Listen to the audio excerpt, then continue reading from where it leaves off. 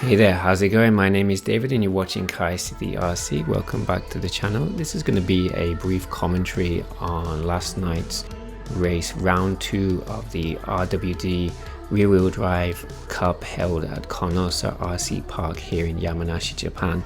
If you are new here, I'll just briefly give you an outline of the races because it's a different format to what most people are used to. So over here we follow Team Chonmage's deathmatch style rules, which basically means the races are typically quite short, are usually just 3 laps long. There are no marshals, and if you crash or flip over or get stuck for whatever reason, that's it, you're out of the race and you just remain where you are until the end of the race. Now, if at some point later on a collision or something happens and you can continue, then you are termed a zombie and you can actually finish the race and get some points. Points are awarded depending on where you finish, but most importantly, if you don't finish, you don't get any points. The Chonmage deathmatch style race system, it really does make for some unpredictable racing because it's not always the fastest person that wins. You know, the faster you go, the more chance you have of making a mistake, crashing, flipping out and getting no points. And so more so than I think other races, luck plays a part. If you're in the wrong place at the wrong time and you could get knocked out, it's happened to me several times, and also I've benefited from it several times, so you know it's all good fun at the end of the day. So the evening starts with the qualifying rounds, and at the end of that, depending on how many points you've got, you get put into one of the mains. In last night's case, it was A, B, C and D. Now I got enough points to enter the A main, but so did several other participants, so we had a kind of extra race to decide who would go through to the A main, and I won that. And it was kind of I've done that several times where I've managed to get into the A main straight from qualifying, and ordinarily with normal races that would be great. It does have its downsides with this kind of racing because if you, for example, if you get put into the D main, when you race the D main, if you win it, you can get promoted into the C main and race in the C main as well. And likewise, if you're in the B main and you win it, you can go into the A main. So there are some advantages to not getting into the A main right from qualifying. It means you have the potential to race more races. And then right before the A main starts, there is one final race called the zombie race, and it's basically everyone who isn't already in the A main gets one last chance to race. In the case of last night's racing, that meant there was 19 buggies on the track, and as you can imagine, it is total hilarity, an absolute laugh, a lot of fun.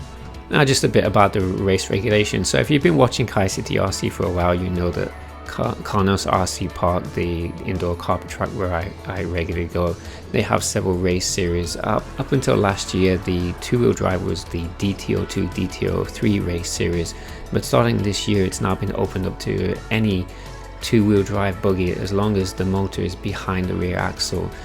So popular choices are still, of course, the DTO2, DTO3, but also the GeForce Genova, the Kyosho Dirt Master, Tamiya BBX, and indeed last night there was a huge variety of buggies. Unfortunately, I missed round 1 due to illness, so last night was my first race of this new race series, and it was very exciting to see what people were bringing. There were some vintage models, RC10, some re-releases from Kyosho, and a very, very heavily modified Wild One.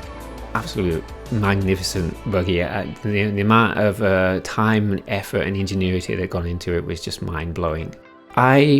I've spent the longest time flip-flopping between 2 different buggies what to enter. I have a GeForce Genova that I set up for the racers, and also the PR Racing S1 RM. They both have the same motor, the same ESC, the same servo, the same receiver. They run the same battery pack, and they're all running regulation tires and almost identical gearing.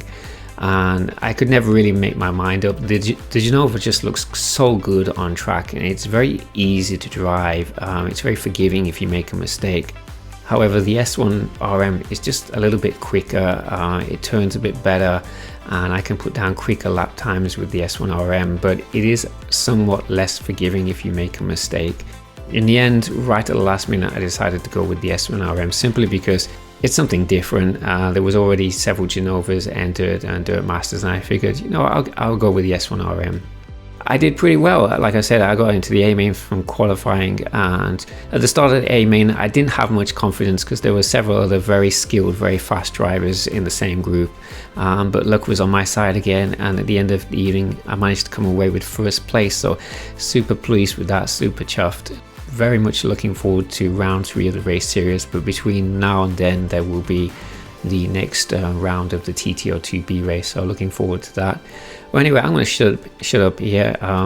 Coming up this year on Kai City RC, I'm probably going to be taking a bit of break during the summer. No plans. I do have an Optima Pro arriving that I'm in no hurry to build, and I also have, hopefully I'm going to get my hands on the Yokomo YZ834B. My plan is to enter an off-road event in November of this year and run with that car. So it might be a bit quiet on Kai City RC for the next 3 or 4 weeks or so, but I'll call it a day here. Thanks for watching, and I'll see you in the next one.